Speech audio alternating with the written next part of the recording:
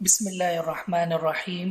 محترم سامعین و ناظرین، ہمارے معاشرے میں فیشن اس قدر عام ہو چکا ہے کہ مرد خواتین کی طرح خود کو بنانے اور سنوارنے کا کام کرتے ہیں، اور خواتین وہ مردوں کی نقالی کرتی نظر آتی ہیں، اور ہر شخص یہ کوشش کرتا ہوا نظر آتا ہے کہ اس کا لباس، اس کی شکل و شباہت، اس کی چال ڈھال وہ فیشن کے مطابق ہونا چاہیے۔ گویا کہ فیشن کوئی اللہ رب العزت کی طرف سے کوئی فرض کردہ امر ہے، حکم ہے، جس کی ہر ایک اتباع اور اقتداء کر رہا ہے۔ یاد رکھیے کہ ہم سب اللہ کے بندے ہیں، اور ایک مومن، ایک مسلمان مرد و عورت پر سب سے پہلے جو حق بنتا ہے، جو فرض ہے، وہ اللہ کا ہے۔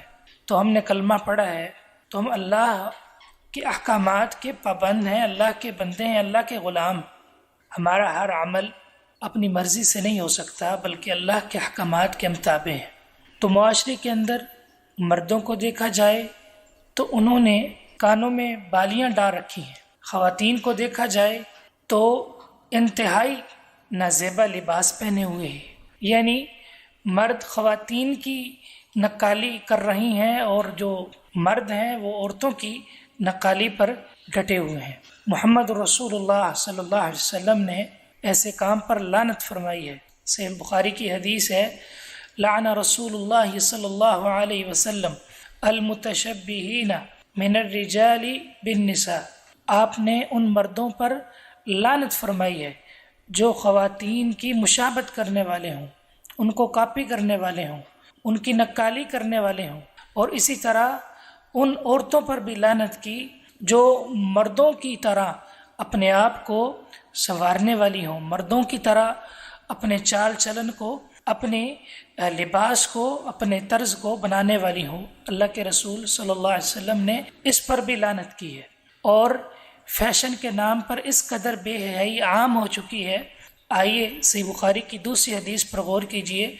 رسول اللہ صلی اللہ علیہ وسلم نے فرمایا، دو قسم کے لوگ ایسے ہیں جو جنت میں داخل نہیں ہوں گے، آگ میں داخل ہوں گے۔ پہلے نمبر پر آپ نے فرمایا وہ خواتین مائلات ممیلات، جو خود بھی مردوں کی طرف مائل ہونے والی ہیں اور دوسروں کو مائل کرنے والی ہیں، بے لباس، عاریات، اور برہنہ لباس والی، تنگ لباس والی۔ رسول اللہ صلی اللہ علیہ وسلم نے فرمایا یہ جنت تو کیا، یہ جنت کی خوشبو بھی نہیں پا سکے گی۔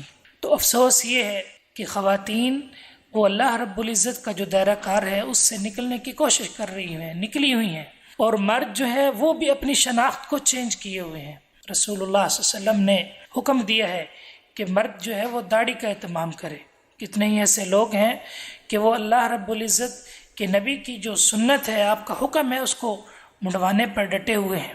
یہ مرد اور عورت کے اندر فرق کرنے والی چیز ہے داڑھی، اور خواتین ان کا لباس ہے وہ سنت کے مطابق نہیں، حجاب نہیں، اور ان کی جو لباس ہے وہ ٹخنوں سے اوپر ہوتا ہے، اور مردوں کا لباس ٹخنوں سے نیچے ہے۔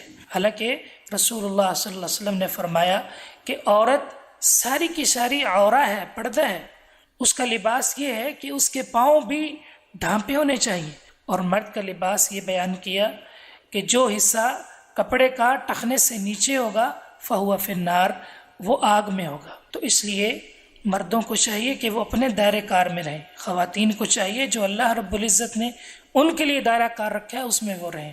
اسی طرح بعض لوگوں کو دیکھا ہے کہ ان کے بازو میں چھلا ہوتا ہے، کوئی اس طرح کا انہوں نے پہنا ہوتا ہے، تو یہ کیا ہے؟ بعض لوگ مصائب سے بچنے کے لیے پہنتے ہیں، تو یاد رکھیے یہ شرک ہے۔ اور بعض خواتین کی مشابہت میں پہنتے ہیں، اور بعض محض فیشن کی وجہ سے پہن لیتے ہیں، تو یاد رکھیے یہ سارے کام ایسے ہیں جن کی اجازت محمد رسول اللہ صلی اللہ علیہ وسلم نے ہمیں نہیں دی۔ اللہ رب العزت سے دعا ہے کہ وہ ہمیں ان خرافات سے بچنے کی توفیق عطا فرمائے، اور صحیح دین پر عمل پیرا ہونے کی توفیق عطا فرمائے۔